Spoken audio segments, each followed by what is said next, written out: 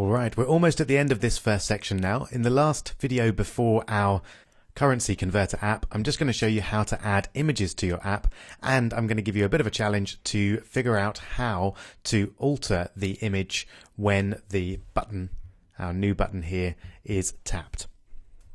So first of all, we need a couple of images. So I've found a few lovely pictures of cats here. You're very welcome to find an image that you like and download it. I'm going to just click on that first cat there and then right click and save image as. Then I'll pop it in the desktop and I'm going to call that cat1. And because we're going to be changing our image, I'm going to call this cat2. There we go. So we've got cat1 and cat2 on the desktop now. If we go back into Android Studio, there are a number of different ways of adding images to an app, and we need to look at this in more detail later on to add images of various resolutions. So it's going to appear well on any screen resolution, which is something that we have to be very aware of when developing for Android. But for now, we'll do it in a very simple way. So we'll take cat1 and cat2, copy them to the clipboard, so Command-C on Mac or Control-C on Windows, and then we're going to put them in the Res, short for resolution, and drawable folder. So we want to then select that folder and Command-V or Control-V. And there we go, and then we get the option to copy the specified files, click OK, and there we go. So cat1 and cat2 have both been put there, and they're available for using in our app. So you should be able to figure out really how we add them. We just click image view here, and I'm going to drag it in. I'm aiming for the top right hand corner here. Now, because the default properties of our image view, as we've seen before, are wrap content, it's very, very thin because there's no content yet. But when we add our cat, that's going to spread out a lot. So I'm going to anticipate that just by using match parent. Go all the way down to SRC, which will be familiar to you if you've done any web development. So it stands for source, or it's short for source. And this is where we choose the image that we want to display. And I'm going to do it by clicking on the three dots there. And you can see we've got a load of images that are built into the app that we've created. We're looking for the drawable folder, and again, a bunch of default ones, but at the very bottom will be cat1 and cat2. So let's just pick cat1 for now.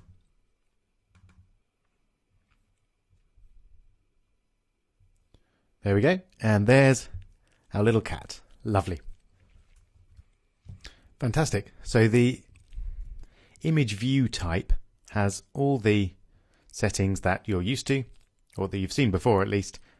And there's one in particular that I want to show you now, and that's the scale type. And that can be very useful depending on how you want your image to display.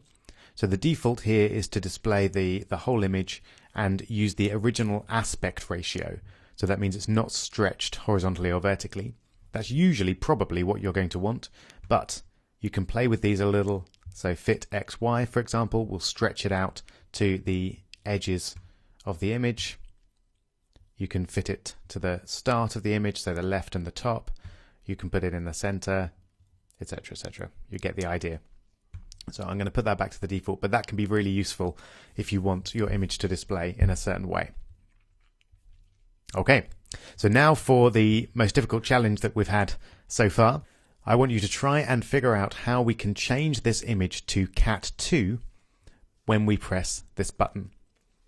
Now this will definitely involve a little bit of Googling, so it'll be good practice for you to figure out some commands that you've never seen before, but I'm going to give you just a rough overview. Feel free to pause the video before I do so if you're feeling confident. But we'll be in mainActivity.java, that's where we'll write our code, and we're going to want to find the image using findViewById, setting that to a variable, just like we did with the text field. And then we need some kind of command to set the image resource.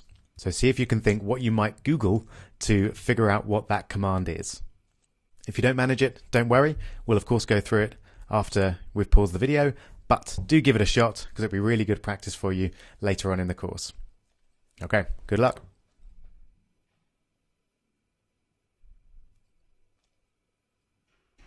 All right, I hope you managed to do that. I'm just going to get rid of the lines that we don't need here. So we don't want to have our toast this time. And notice when I delete those lines, these frameworks go grey because they're not being used. So if we don't want to use them, then we should probably get rid of them. So let's just scrap those. It's good practice not to import frameworks that you're not using.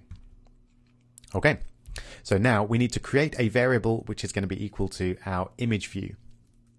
So remember, we start with the type of the variable, which is going to be image view.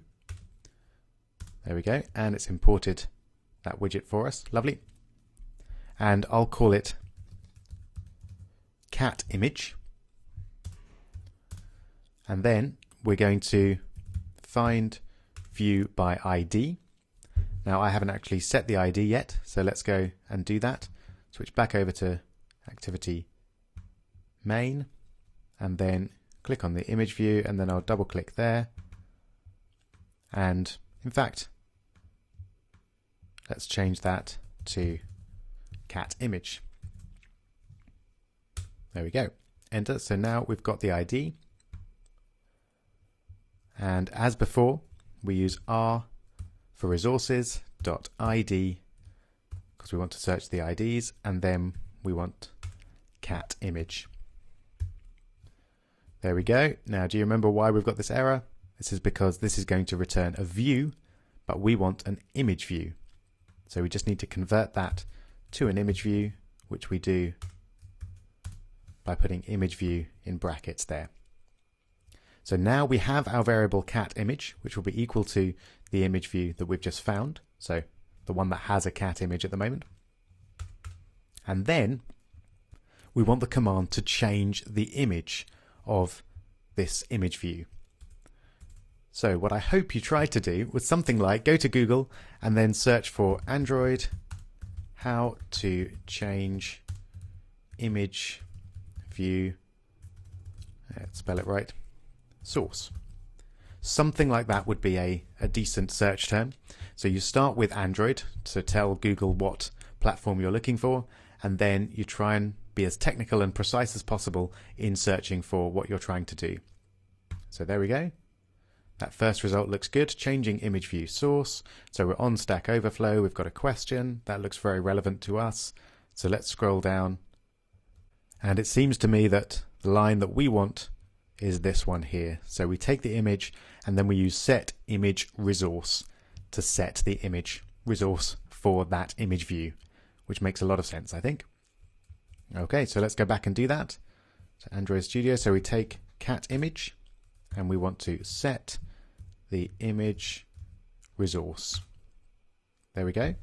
And now how do we refer to that resource? Well, let's have a look. We use R, and then we use drawable, which is the folder that we put our image into, so that makes sense. And then presumably we're going to type cat2 there, but hopefully it'll auto predict for us. So r.drawable.cat2. There it is. So that should do it. We've found the image using find view by ID, and then we've set the image resource to the second image, the second cat image. So let's take a look. Let's run the app and see if it does what we want. So in some ways this was quite cheeky to require you to go and actually do some Googling and try and find an answer to a question this early in the course, but hopefully you had a go at it and you saw that it was actually a lot easier than you thought. And definitely the ability to just go online and find the answer to a question that you're trying to solve, or a problem, is a really useful skill. At least I'd say 60-70% of the skills that you'll need as a developer. So if you managed to do that, well done. Let's just take a look. Now we've had our first crash there, which I wanted to leave in because it's something you may come across. Essentially the problem here is that our images are too big. So the images that I've downloaded were pretty big.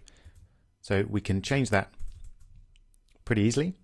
So on a Mac, you can resize images in preview. So I'm just going to double click on Cat2 there, and then Tools, Adjust Size. And this is currently 800 by 786. We don't need it that big. So I'm going to make it 200 by 197. There we go. And then save. Close that window. And then same with Cat1. So double click there. And then Tools, Adjust Size. And again, we'll make that 200 by 233. A much more manageable size. There we go. And save. And I'll close that window. And then I'm just going to remove Cat1 and Cat2 by selecting them both and pressing delete. And I'd go for the safe delete option. And then it's going to find that Cat1 is mentioned in the code, but that's fine because we're going to put them back. There we go.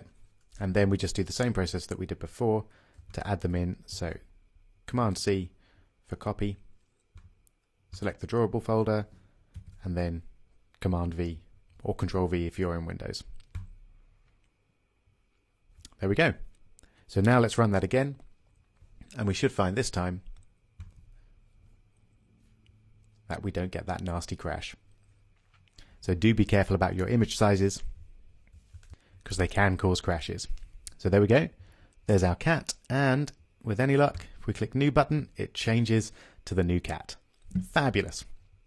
Okay, obviously if I click it again, the method does get called, but it's already cat2, so it doesn't change back or anything like that.